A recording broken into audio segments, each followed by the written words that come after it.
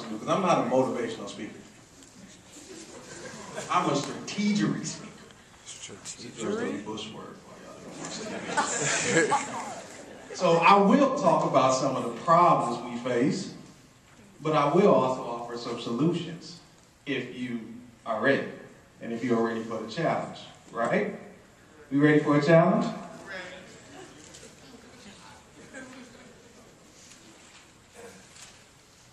That is me. That is my picture. We'll talk about that picture. Do I look mean on that picture? Yes. I was angry when I took that picture. But we'll talk about why I was angry and why I'm happy. So I need everyone to stand up.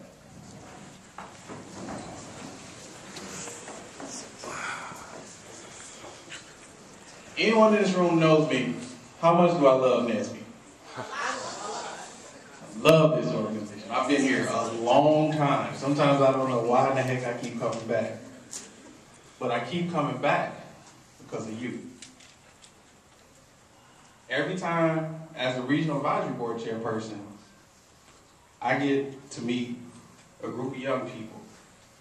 I get to meet a young man like Anthony, who goes to my school, who I probably would not have met, because when I go to homecoming, yeah. I'm not hanging out with the students. So it's places like this where I can come and I can see, you know, the Michigan students, and they say go blue, and I'm, yeah, go blue. And I hear the Ohio State people, boo. But this is family. So we're going to talk about how to make our family relationship a little bit better. So I need everyone to repeat after me. It is my responsibility, to help make NSBE the organization that the mission encourages us to be. Say it again. It is my responsibility to help make NSBE the organization that the mission encourages us to be. Thank you.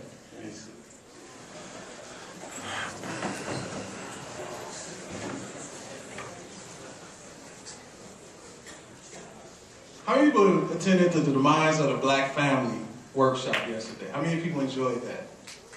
We needed a few more hours. One of the things that Virginia said in that workshop that I think is very important for us to touch on, because a lot of the workshop we talked about is culture. As black people, we different basically, right? We come with a whole nother set of drama. We come with a whole nother set of struggle. We come with a whole nother set of just upbringing. We don't like to talk about it. And the one thing I would sum up from the discussion yesterday when we started talking about how black people and black men and women interact, a lot of it is cultural based. So we're going to talk about who we are and some of the issues that we need to discuss. Because we love to hold on to the struggle, right? We love to come, man. I grew up in a half-a-parent household. I had 18 brothers. We focus on the struggle. And then we come to college, and we become 4.0 thugs. Y'all know, women.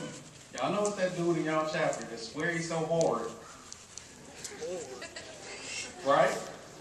We come to college where we're supposed to be successful, make a difference, and all we want to do is rep our hood. We come to college, turn our hat to the back, start pulling our pants down to our ankle or below our waist, and we hard, because our goal is to what? Rep our hood. But your responsibility on these campuses, in these jobs, is to what? Save our hood. So we have a misplaced sense of who we are because we love to emphasize our problems and not the solutions.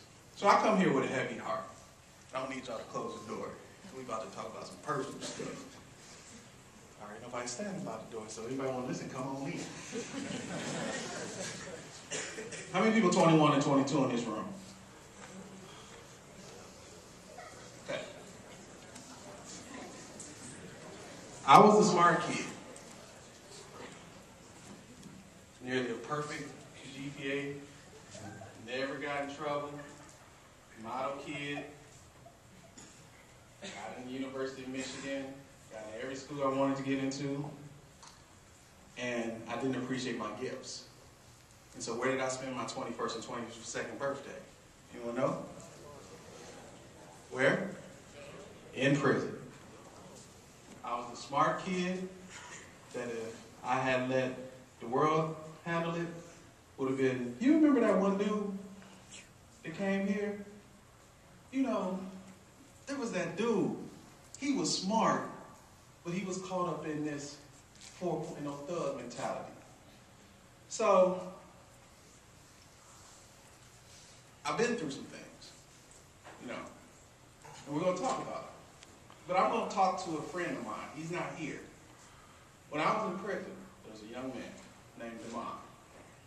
He was my roommate, and he would always tell me. We'd always talk about it. He wanted to know about college and what it was like and what I got from that experience. And he wanted to know all these things. And so we would just sit around and talk.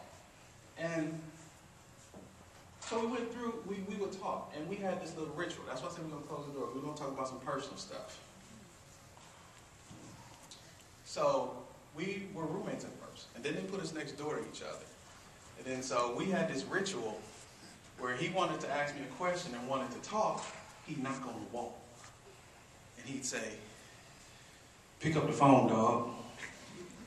And so what we would do, there were windows in the back of the cell. So we'd open up the window, he'd open up his, and we just talk about life.